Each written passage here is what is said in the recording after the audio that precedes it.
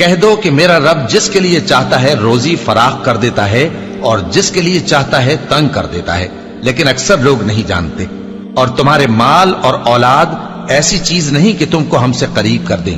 ہاں، ہمارا مقرب وہ ہے جو ایمان لایا اور عمل نیک کرتا رہا۔ ایسے ہی لوگوں کو ان کے اعمال کے سبب دگنا بدلہ ملے گا اور وہ امن و چین سے بلند و بالا عمارتوں میں رہیں گے۔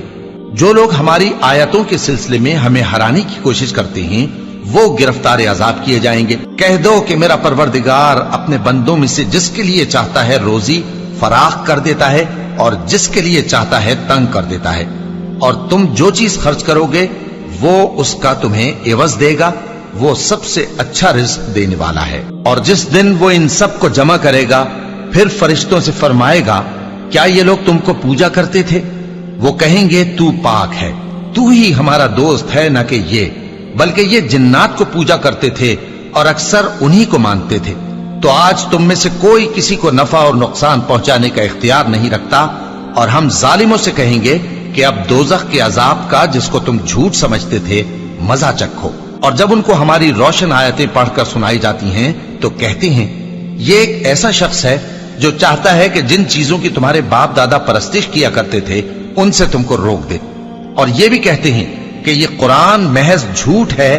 جو اپنی طرف سے بنا لیا گیا ہے، اور کافروں کے پاس جب حق آیا تو اس کے بارے میں کہنے لگے کہ یہ تو کھلا جادو ہے۔ اور ہم نے نہ تو ان مشرکوں کو کتابیں دیں جن کو یہ پڑھتے ہوں، اور اے نبی صلی اللہ علیہ وآلہ وسلم نہ تم سے پہلے ان کی طرف کوئی ڈرانے والا بھیجا،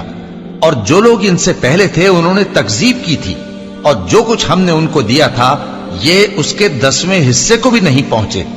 پھر انہوں نے میرے پیغمبروں کو جھٹلایا، سو میرا عذاب کیسا ہوا۔ کہہ دو کہ میں تمہیں صرف ایک بات کی نصیحت کرتا ہوں کہ تم اللہ کے لیے دو دو اور اکیلے اکیلے کھڑے ہو جاؤ،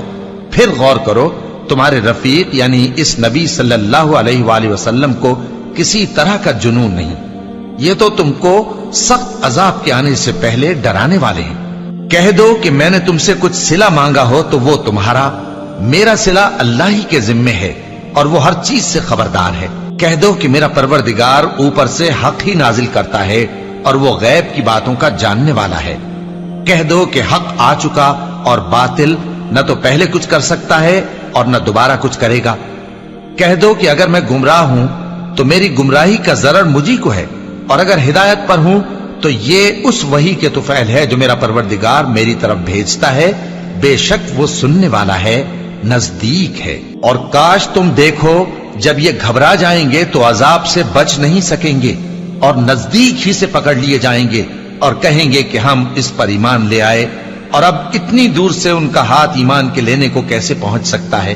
جبکہ پہلے تو اس کا انکار کرتے رہے اور بن دیکھے دور ہی سے اٹکل کے تیر چلاتے رہے، اور ان میں اور ان کی خواہشوں میں پردہ حائل کر دیا گیا، جیسا کہ پہلے ان کے ہم جنسوں سے کیا گیا، وہ بھی الجھن میں ڈالنے والے شک میں پڑے ہوئے تھے۔